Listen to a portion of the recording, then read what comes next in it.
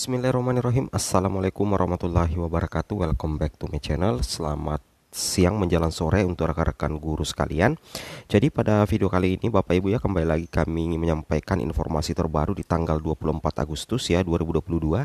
Di sini ada informasi bahwasanya besok ya, berarti hari ini aplikasi pendataan honorer dioperasikan. BKD siap-siap.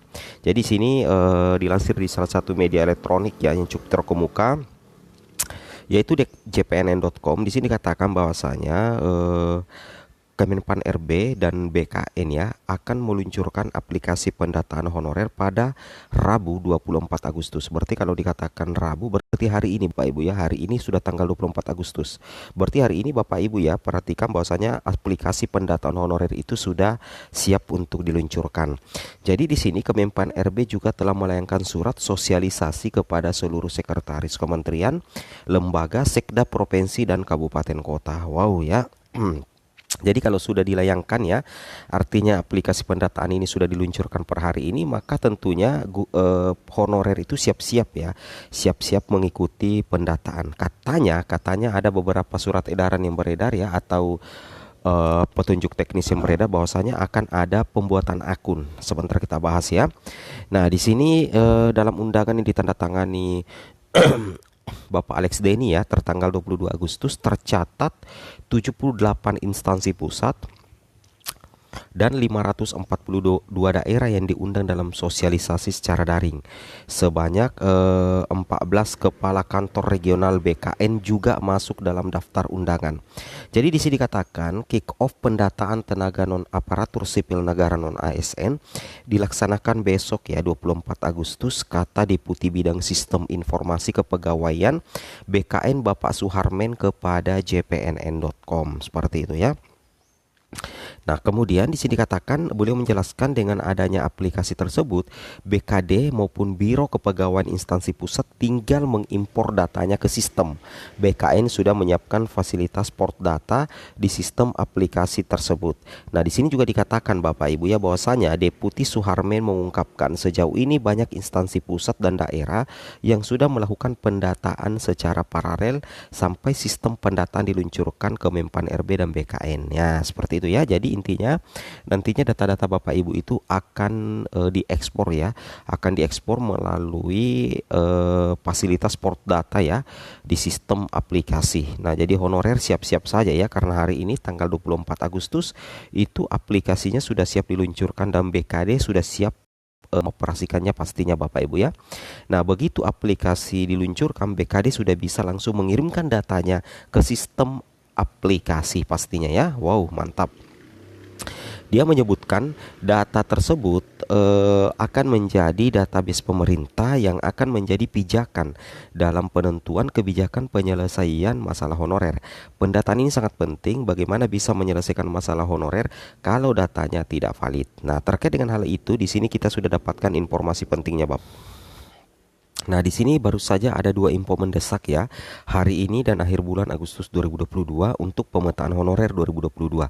Jadi sini apakah ada register akun? Nah, di sini kita bisa lihat ya, salah satu info penting yang Bapak Ibu harus pahami bahwasanya di sini di aplikasi pendataan tenaga non ASN itu ditujukan kepada tenaga honorer kategori 2 yang terdaftar dalam database BKN Bapak Ibu ya, dan juga pengawas non ASN yang telah bekerja pada instansi pemerintah. Jadi nantinya di sini ada semacam pendataan ya, ada semacam pendataan yang Bapak Ibu harus pahami. Di sini sudah ada alur dari operator dinas pastinya ya. Oke. Nah, kemudian di sini kita bisa cek juga Bapak Ibu guru sekalian. Nah, di sini ya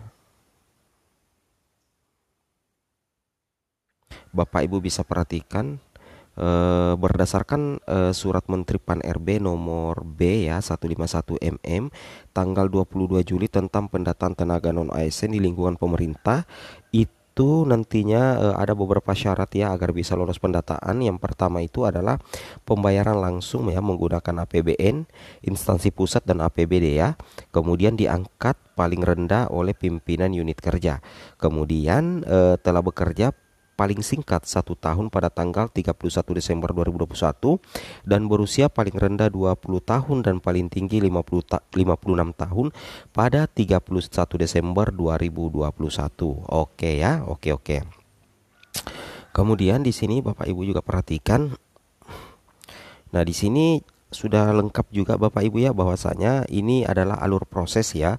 Jadi nantinya admin operator instansi itu akan menginput data tenaga non ASN pastinya. Kemudian itu berdasarkan data di sini ya, database tenaga non ASN terdaftar. Kemudian nantinya ada proses pemeriksaan data, kemudian ada finalisasi data dan tentunya unggah SPTJM. Tapi sebelumnya itu yang dilakukan tenaga non ASN adalah ada pembuatan akun Bapak Ibu ya. Nah, terkait dengan pembuatan akun, kami belum bisa menginformasikan bagaimana teknis dalam pembuatan akunnya. Apakah nantinya masing-masing tenaga honorer yang akan membuat akun atau bagaimana? Jadi untuk proses pembuatan akun sekaligus registernya, kita tunggu saja ya informasi terbaru dari BKD setempat tentunya seperti itu ya, ataupun dari Dinas Pendidikan ya untuk guru. Kemudian melengkapi data riwayat bekerja, nantinya ketika sudah ada pembuatan akun sudah jadi, nantinya itu akan ada proses melengkapi data ya. Akan ada proses melengkapi data dan riwayat bekerja. Jadi Bapak Ibu itu siapkan data-datanya nanti. Kemudian nantinya mencetak bukti pendataan non ASN. Ini kalau kita berdasarkan petunjuk teknis ini dilakukan oleh tenaga non ASN Bapak Ibu ya.